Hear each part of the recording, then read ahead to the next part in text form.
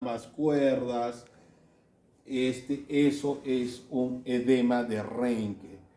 ¿Qué hay que hacer? Pues hay que hacer un tratamiento médico y foniátrico. Hay que obviamente decirle al paciente que deje de fumar y que haga terapia de voz.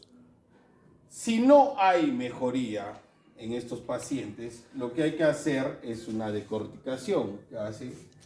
Cortamos la parte superficial del epitelio de la cuerda y con un aspirador pues aspiramos todo ese líquido gelatinoso para que las cuerdas queden así. Entonces, eso es una patología también que se puede presentar. Otra patología que se puede presentar es el granuloma. El granuloma es una lesión irregular, generalmente posterior a un trauma, ¿no? Que puede ser una intubación difícil, un accidente de tránsito o pacientes que tienen reflujo. ¿Ya? Entonces, acá ven, respecto a lo anterior, generalmente se produce en las cuerdas vocales posteriores y causa generalmente dificultad respiratoria. ¿Por qué? Porque ya habíamos visto que las cuerdas se juntan, entonces la voz no se afecta mayormente, a menos que el granuloma crezca bastante. Y el paciente tiene sensación de cuerpo extraño, un poco de dificultad respiratoria, uno le hace una nasofibroscopía y ve en el tercio posterior a nivel de las apófisis vocales, como ven ahí, que es donde se unen los cartílagos, los aritenoides a los sesamoideos, y con el músculo vocal hacen esta articulación para que se muevan las cuerdas vocales. Y generalmente el tratamiento es evitar las causas de irritación. Si hubiera reflujo, puede dar tratamiento antirreflujo. Y si es por un trauma, puede dar la exéresis quirúrgica. ¿Listo? Entonces acá ven, hay un granuloma de contacto, un granuloma post-intubación, está grande. Acá hay uno por reflujo, todos en el tercio posterior. Y acá posterior a una cirugía de cuerdas vocales. ¿Ya? Entonces ya saben eso de los granulomas. Entonces, la clínica generalmente ya habíamos visto en todos que produce disfonía. A veces da dolor, hay que centrarnos en los antecedentes clínicos del paciente, si tiene reflujo, si tiene, ha tenido alguna intubación, ¿no? El tratamiento médico es la terapia de voz siempre y tratar las causas del trauma constante y, si no, hacer microcirugía laríngea.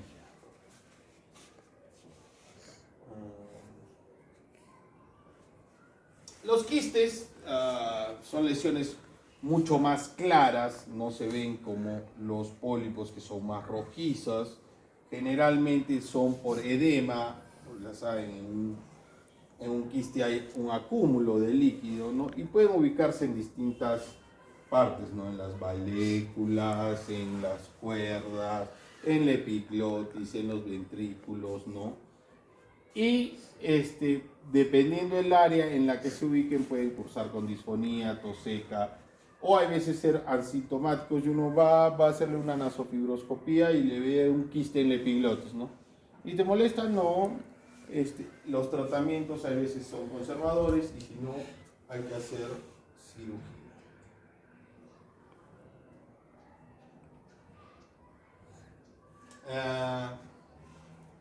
Cuando ya hemos visto todos los tipos de lesiones benignas, ¿no?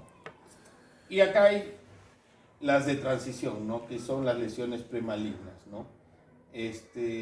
Bueno, todo carcinoma in situ ya saben que es aquel que no atraviesa la membrana basal, ¿no? Y los tratamientos de las lesiones premalignas generalmente son quirúrgicos. Hay dos tipos de lesiones que hay que distinguir, ¿no?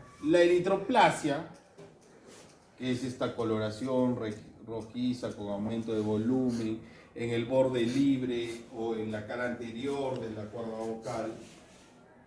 Y la leucoplasia, ¿no? Que es esta lesión blanquecina que no desaparece con la movilización, ¿no? Y esto se debe a hipertrofias o displasias epiteliales de las cuerdas vocales, ¿no? Puede haber traumatismo crónico, pues pacientes que tienen hábito tabáquico, alcohol, enfermedad por reflujo, pacientes que usan mucho la voz. Y esto hay que hacer una excisión quirúrgica completa, ¿no? Si yo veo esta lesión, tengo que sacar toda la lesión, la mando a estudiar. Y el patólogo me puede decir que es una displasia severa. Y ahí ¿qué hay que hacer? Una vez que se saca toda la lesión, pues estos pacientes tienen que ir a controles por nasofibroscopía durante 3 años. ¿Por qué? Porque pueden volver a aparecer o porque son lesiones premalignas que en un 10% pueden llegar a malignizar, ¿no? Entonces, si estas lesiones malignizan, pues lo que tenemos es el cáncer de laringe. Entonces, ¿qué tienen que saber en cáncer generalmente ustedes? Pues que van a ver pacientes en su serunto que tengan tumoraciones, ¿no? Que toda tumoración que ustedes encuentren, ¿no? Sea en la nariz, en la boca, en la laringe, en el brazo, donde sea, pues estas lesiones pueden ser de 2 tipos, ¿no? Benignas o malignas. ¿Y cuál es la única forma de saber si son benignas o malignas? Pues haciendo biopsias. Biopsias por aspiración con aguja fina, biopsias abiertas. ¿Por qué? Porque eso es lo único que me va a determinar si esta lesión es benigna o maligna y el tratamiento que se va a hacer. Si el caso fuera que es maligna, entonces si yo tengo una lesión maligna en cualquier parte, yo tengo que estadificar esa lesión. Obviamente los médicos que se encargan de hacer todo eso generalmente son los oncólogos. Pero si a mí me llega un paciente ahora a mi consulta, que yo veo, le hago una laringoscopía y veo una tumoración, así como esta, de bordes irregulares, verrucoide, puede tener necrosis, sangrado, en un paciente de 60 años, fumador, con reflujo, pues para mí, claro, en mi cabeza esto es un cáncer, ¿no? Yo digo, sí, pucha, lo más probable, señor, usted en un 99% que tenga cáncer. Entonces, ¿qué tengo que hacer? Saco un poco y lo mando a estudiar. Y el patólogo me confirma que efectivamente es un carcinoma epidermoide el más frecuente, 90%. Puede haber adenocarcinomas, puede haber sarcomas, puede haber hemangiosarcomas, puede haber. Muy raro, pero sí hemos visto alguno. Le hago la biopsia, ya sé que es un carcinoma epidermoide. Entonces, ¿qué tengo que hacer de ahí? El TNM, ¿no? El T es el tamaño del tumor, entonces acá yo puedo ver directamente el tamaño del tumor, pero de repente no puedo ver a posterior. Entonces, ¿qué tengo que hacer? Estudios de imagen para ver el tamaño del tumor. Generalmente tomografías o resonancias, dependiendo dónde esté ubicado el tumor, en qué órgano esté ubicado, ¿no? En este caso, tomografía. Con eso yo mido, dice este tumor mide 2 centímetros, 3, 4, veo si invade estructuras vecinas, invade por ejemplo las cuerdas falsas o invade la subglotis, pero por ejemplo eso es una invasión local, ¿no? Generalmente los tumores en general, para que ustedes sepan, si solo comprometen el órgano como es la cuerda, sin comprometer su función, y no comprenden toda la cuerda en su extensión, son T1. Si comprenden ya toda la cuerda pero no su función, son T2. Si ya afectan bandas ventriculares, seno piriforme, subglotis, o no hay movilidad, ya son T3 porque invaden tejidos vecinos. Y si me ha invadido ya cartílago tiroides, que es más alejado, son T4. De ahí, ¿qué tengo que hacer? Tengo que irme a los N, ¿no? Entonces, ¿qué es importante? Que ustedes sepan los drenajes, ¿no? O sea, dónde drena la lengua, dónde drena la mama, dónde drena el hígado, dónde drena el pulmón, porque en base a eso yo pido mi examen para ver, claro, clínicamente, dónde drena la laringe, en el cuello, pues entonces yo le palpo el cuello y puede ser que encuentre una tumoración en el cuello, o puede ser que no encuentre nada. Entonces, ¿qué pido? Una ecografía cervical, que es el examen. Las ecografías son los exámenes generalmente más adecuados para ver infiltración en ganglios. Y posteriormente los M, ¿no? Los M es metástasis a distancia. Generalmente pues se pide tomografías cérvico-tóraco-abdominales, ¿no? Para ver epidermoide, por ejemplo, hay que pedir una gammagrafía porque también infiltra hueso. Entonces, ¿cuál es la importancia de llegar a esto, ¿no? Que ustedes pueden ya ir estudiando un paciente y que pueda venir ya con estudios y pueda ser estadificado, porque dependiendo la estadificación, pues, o se hará tratamiento quirúrgico, o se hará radioterapia, o se hará quimioterapia, que son las tres armas con la inmunoterapia que tiene para el tratamiento oncológico actualmente, ¿no? No hay más, ¿no? Entonces, en laringe ya habíamos visto tres espacios, ¿no? La glotis, que es donde están las cuerdas vocales, son los que tienen mejor pronóstico. ¿Por qué? Porque dan síntomas tempranos, disfonía. ¿Por qué también son los de mejor pronóstico? Porque, como ustedes saben, carecen de drenaje linfático, así es que no dan diseminación cervical. Y como es diagnóstico precoz, generalmente no encuentran metástasis a distancia. ¿Y qué se hace en estos estadios iniciales? O laringectomía, sacamos toda la laringe y abocamos la tráquea, un traqueostoma a nivel de cuello, o radioterapia. La radioterapia generalmente es el tratamiento de elección para estadios 1 y 2 de cáncer laríngeo. ¿Por qué? Porque preserva el órgano, preserva la función. No hay que sacar las cuerdas vocales. Si es de supraglotis, generalmente dan odinofagia, disfagia y sensación de cuerpo extraño. Y son subglóticos, dan disnea y estridor. De peores pronóstico ambos, porque uno que sí da metástasis cervicales y dos que generalmente cuando ya se diagnostican son mucho más avanzados. ¿Cuál es el diagnóstico? La nasofibroscopía, palpación cervical para luego realizar la microcirugía laringea y la biopsia, ¿no?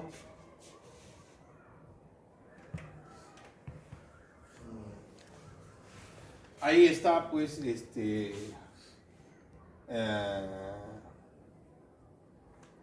T1, ¿no? Si tenía dos localizaciones o dos espacios en la cuerda, ya hay fijación cordal, infiltración local y gigante, ya se sale de la laringe. T1 o T2 con N0 estadio precoz, T3 y T4 con cualquier N, pues son estadios avanzados. Cuando ya hay metástasis, sea pulmonar, ósea o lo que sea, ya los tratamientos son paliativos, ya no hay nada que hacer cuando están avanzados. Entonces, ¿cómo se hace la cirugía laringea? Pues se hace con un paciente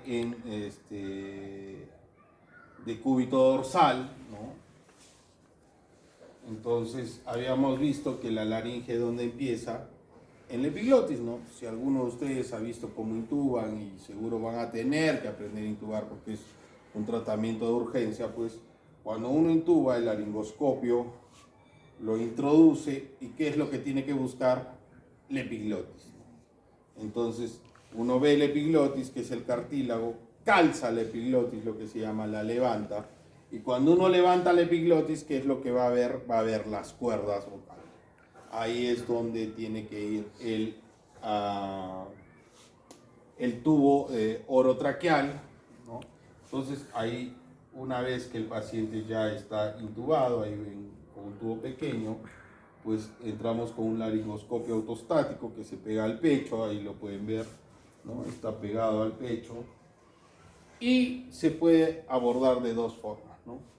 Una vez que ya tengo vista la laringe, acá están viendo a través de un microscopio y acá están viendo a través de un endoscopio. Introducen un endoscopio, introducen las pinzas, que son pinzas de biopsia, sacabocados, tijeras, aspiradores, de microcirugía laringea para realizar la microcirugía laringea.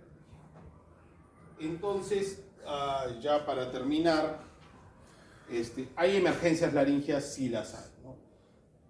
¿Qué es una emergencia laringea? Es cuando hay un compromiso agudo de la vía aérea, ya sea por una obstrucción que puede comprometer la vida del paciente, ¿no? Esto puede ser secundario a un traumatismo, a una tumoración, a un cuerpo extraño. Entonces, ¿qué hay que hacer? Hay que reconocer rápidamente la emergencia laringea. Y obviamente, ¿qué es lo primero que hay que hacer? Es manejar la vía aérea. Entonces, ¿qué pasa si es que yo estoy frente a un caso de un paciente, digamos, oncológico que tiene una tumoración de lengua, que ha infiltrado la epiglotis, y este paciente viene, a ustedes están ahí en la emergencia y viene con una disnea, estridor, cianosis, saben que tiene esta tumoración de lengua, pero no puede abrir ya por el trismus la boca, nada. ¿Qué hay que hacer? Obviamente, si se pudiera intubar, siempre es la primera opción intubar. Este paciente que tiene trismus, todo lo más probable es que no se puede intubar. Si están en un hospital de referencia de alta complejidad, pues puede haber gente que tenga capacitación en hacer una traqueostomía, que la traqueostomía es hacer un orificio en la parte anterior de la tráquea, a nivel del segundo a tercer anillo traqueal, que permita, pues, introducir por ahí una cánula para que el paciente pueda respirar. Pero si no lo están en su posta, no tienen un set de traqueostomía, no tienen cánula, no tienen por qué tener tampoco esa preparación, sí pueden hacer una cricotiroidotomía. Ya saben, la cricotiroidotomía es la apertura con un objeto punzante que puede ser pues una aguja, un lapicero, un cuchillo, en la membrana cricotiroidea, ¿no? Ustedes se palpan el cartílago tiroides, que es el que normalmente vulgarmente se conoce como manzana de Adán, y de ahí abajo palpan el cartílago cricoides. Entre ambos hay una zona de depresión, que es la membrana cricotiroidea. Ustedes pueden aperturar con un bisturí la piel y tratar de introducir un objeto, y van a introducir inmediatamente por debajo de las cuerdas vocales. Habíamos dicho que la parte superior del cartílago cricoides es la parte de la subglotis, ¿no? Entonces,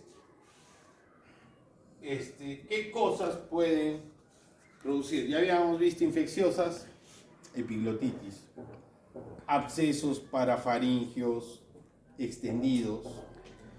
Entonces, eso puede ocasionar, si es epiglotitis, manejo antibiótico. Si es absceso y pueden drenarlo, hacer un corte, algo para que libere un poco la vía, y mientras le dan antibióticos y lo trasladan, perfecto. Traumáticos, los traumas cervicales pueden producir lesiones importantes, ¿no? Ahora que hay accidentes de alta velocidad en los carros, pues hay veces uno está con el cinturón y hay veces el cinturón está muy arriba, y el mismo cinturón causa una lesión que puede producir enfisema. Uno hace una laringoscopía y ve un hematoma o restos cartilaginosos ahí, hay que tratar de intubarlos siempre la vía aérea. Edemas angioneuróticos, pues si el paciente tiene antecedentes de alergia y viene con tal dificultad respiratoria, puede ponerle corticoides, adrenalina, antihistamínico, y si no mejora, pues tratar de intubarlo. Neoplasias, bueno, las neoplasias generalmente tienen que estar muy avanzadas, pero ahí sí hay que hacer una cricotiroidotomía o una traqueostomía, ¿no? Las neoplasias generalmente pues no crecen ni un día al otro, ¿no? Así es que a veces da mucho más tiempo para actuar. Los cuerpos extraños, esto sí es muy importante que lo tengan en consideración, porque esto puede ocurrir a varias personas les ha ocurrido que están pues a veces comiendo, están en una reunión y alguien de manera brusca tiene afonía, trata de hablar y no puede, estridor, trata de hablar y se ahoga más, tos, cianosis, es porque ha habido un cuerpo extraño brusco, no puede haber estado jugando, un niño con caramelo, o a veces la tapa un lapicero o algo. ¿Y qué tienen que hacer en ese momento? Sospechar y hacer la maniobra de Heimlich. Eso les puede pasar en un restaurante, que están comiendo, en cualquier sitio, ¿no? Entonces hay que colocarse por detrás de la persona, abrazar con un puño en la parte del epigastrio y con la otra mano abierta y hacer compresiones de abajo hacia arriba, porque ¿qué es lo que queremos? Que el aire del estómago suba de manera brusca y pueda expulsar el paciente el cuerpo extraño, ¿no? Entonces eso tenemos que actuar rápido. Si son niños, la maniobra se coloca al niño en decúbito dorsal, en la pierna, todo, y se le golpea entre la zona interescapular, ¿no? El objetivo es también que las compresiones eliminen el cuerpo. Si uno después de 5 minutos no puede, ya el paciente se desmaya, todo, pues habría que hacer una cricotiroidotomía de urgencia, ¿no?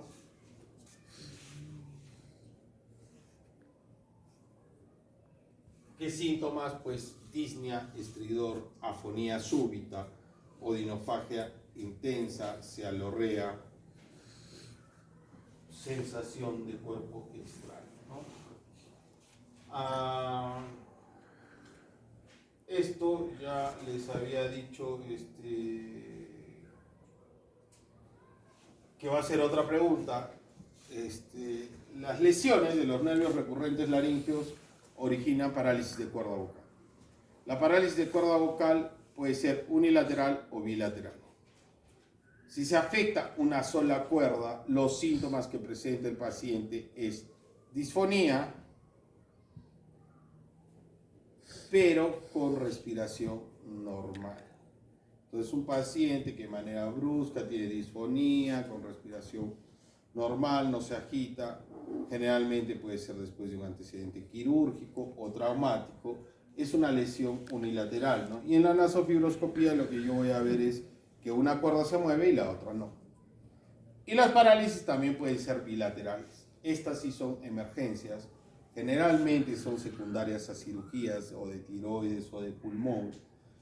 Y como hay parálisis bilateral, ambas cuerdas se unen en la parte media, por lo tanto no hay disfonía, el paciente te habla normal, pero sí tiene disnea. Como no se mueven, el espacio para respirar es muy pequeño y el paciente empieza a agotarse, a tener disnea mediante sus esfuerzos. Ahí hay que hacer una traqueostomía de urgencia.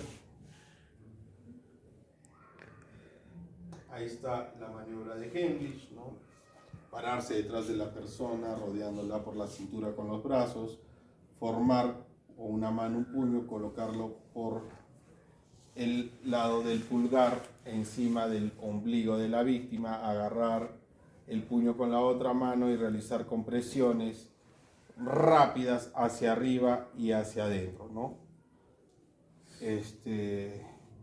Bueno, esto ya es más extremo, ¿no? Si está solo, empujarse uno mismo el abdomen contra el respaldar de una silla. En niños menores de 2 años, sostener al pequeño en su pecho, boca abajo, con una sola mano al largo del antebrazo y con el talón de la mano libre darle golpes fuertes y rápidos en la zona interescapular, ¿no? Nunca intenten, pues, ahí está, en niños, y eso es todo. No sé si tuvieran alguna duda. ¿Les están tomando asistencia? Sí, entonces sí, ¿no? ¿No? ¿Ya no? ya no les van a dar puntos por asistencia. Bueno, entonces, listo, esto es todo lo que corresponde a laringe. ¿Cuándo va a ser su examen? El 8 o el 9 de la próxima semana probablemente, doctor. Todavía no lo tienen precisado. Dime. Ajá. Sí, ayuda. No, como es una inflamación tan severa, si yo estoy en un centro especializado, pues yo tengo que tenerlo a ese paciente en un área crítica, una unidad de cuidados intensivos, una unidad de cuidados intermedios, con oxígeno en posición semisentada, en NPO, hidratado adecuadamente y con antibiótico, para esperar que esto vaya disminuyendo. Y estar a la alerta de que si empieza, obviamente monitorizado, a bajar la saturación, pues intubarlo.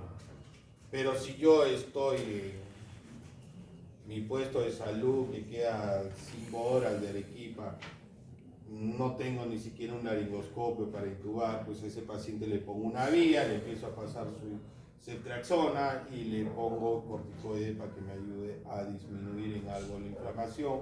Si tengo oxígeno, pues me apoyo con oxígeno, si no, lo tengo que evacuar inmediatamente al centro de salud más cercano que pueda tener algo de complejidad. Obviamente es una emergencia cada vez más rara, felizmente, pero sí que puede comprometer la vida